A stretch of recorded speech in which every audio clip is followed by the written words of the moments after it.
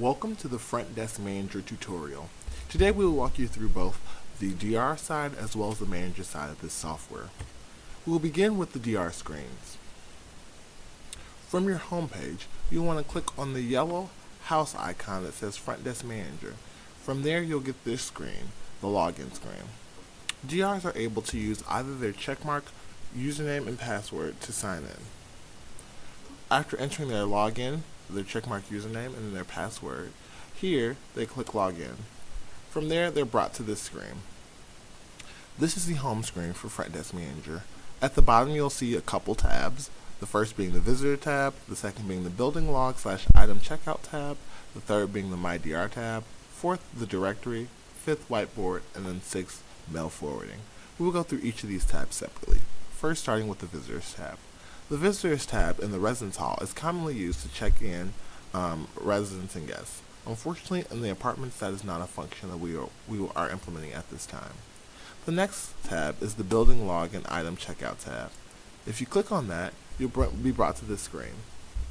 This screen displays all people currently in the building with items checked out. As you can see, currently Randy Caston from Custodial and Pinkish Shaw have items checked out. Now, if you would like to check items out to an additional guest, I will quickly walk you through that. You'll begin by scanning their barcode from their ID in this box that says barcode. You can also type the barcode in. Once you enter their barcode, their name will automatically appear in the name box right here on the screen. What sometimes happens, however, is that this box will randomly assign a value. This box, where you're supposed to put the person's department or the company they're representing, will often go to a random number or random screen. To combat that, just click this arrow and then select the appropriate department or company from this drop-down menu. From there, you'll scan the barcode here and it'll tell you what item they're checking out. You'll click Next. It'll take you to this blank screen. You click Finish, and you'll see that they're in the system.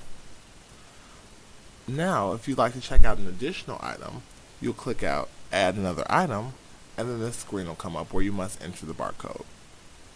Once you input the barcode, you press OK, and now you'll see that they have multiple items because you can click this little Minimize tab, and it'll bring up this option of viewing other checked out items. If you click on that, here you see a list of all the items that this person has checked out. They have both Cart 4 and the Gilman Apartment 211 key. To check one of these items back in, you can click Check In, and it asks me, am I sure I want to check it in? I say yes, and as you can see, it's removed from the list. Also, if you want to get out of this screen, you click this small arrow right here, and it'll take you back to the home screen. If you want to check a person out and check out all items that they have assigned to them at the moment, you can simply hit checkout from the main screen, and it'll ask you, do you want to check them out, including the items they have signed out? You say yes, and then they're out of the system. The next tab we want to look at is the My DR tab. The My DR tab is a tab that shows you all the DRs as well as their contact information. You do have to ask that the DRs input this information when they are added to the system. All that will originally show up is their name. This column that says will sub is not very relevant, as we now use when to work for scheduling purposes, so the need to sub on Front Desk Manager becomes unnecessary. The next tab we'll look at is the Directory tab. Right now there's no information here, but generally this information will be filled with the information of students currently residing in the building. You'll have all their student ID number, last name, first name, and room number. At this box right here, you can filter by both name or room number. So that makes finding guests a little bit easier, and it'll also help with package logs. The final tab is the Whiteboard at the bottom, and the Whiteboard is just a place where you can leave messages for your DRs, and your DRs can leave messages for one another. You can also post important building information. For example, currently there's a no entry stop for Tommy Green, so things like stops, important notices about staff meeting, or other things you deem to be appropriate will go into this tab. We will now proceed to look at the screens that are visible for managers.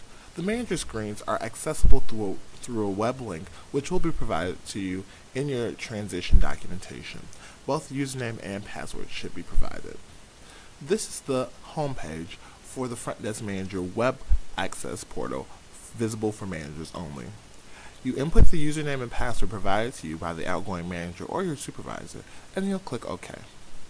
This system can be a bit slow at times, so sometimes you'll have to bear with it. Here we have a map of what I'm assuming is Marquette University with some slightly different building configurations. But this also serves as your dashboard. It gives you lots of key information. It gives you a count of the building log visitor counts. It tells you how many DRs you have signed up in the system, entries made within the system within the last 24 hours. It lets you view the whiteboard, assets, which include keys, carts, and other equipment, DR time logs, and then it also gives you a list of who is a current active DR, current building log entries, and then current visitors, which won't be accessible necessarily for apartment managers as we don't track visitors. So the first thing you probably want to know is how to add a DR. So to add a DR, you go to the DR tab. You don't click, you just hover over it, and then you go over to Add DR.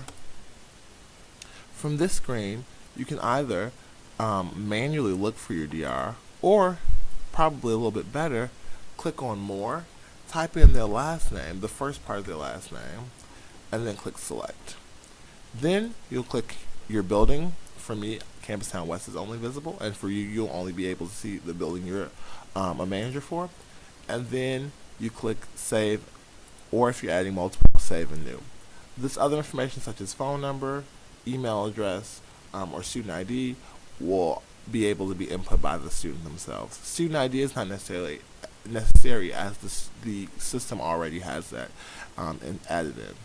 The need for once more shifts or its federal work study is not necessary in the system. Another thing you might be interested in doing is adding keys or other items that require a barcode to your system. To do that, you hover over Assets, you click Add Asset. From here, you enter in the long name. So this is what you want the item to be called in the system once it's scanned. For example, if it's a vacuum, you'll type in Vacuum 1 or Vacuum 2 for cart 1, cart 2. Here you'll enter the barcode number as it appears on the barcode tab.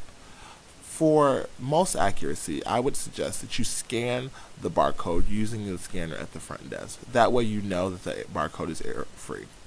For type, you can use generic types. For example, I have a category for vacuums, a category for carts, a category for miscellaneous other items. However, it's up to you what types of things you want. As always, you want to input your building and any notes that you want to be attributed with this item.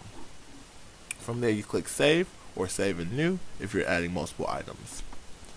You can also view the DR time logs by going to DR time log, hovering over that and clicking Show DR time log. You can choose by day and see what time they came in, what time they left out, and then how many hours they were there, which is helpful for payroll purposes.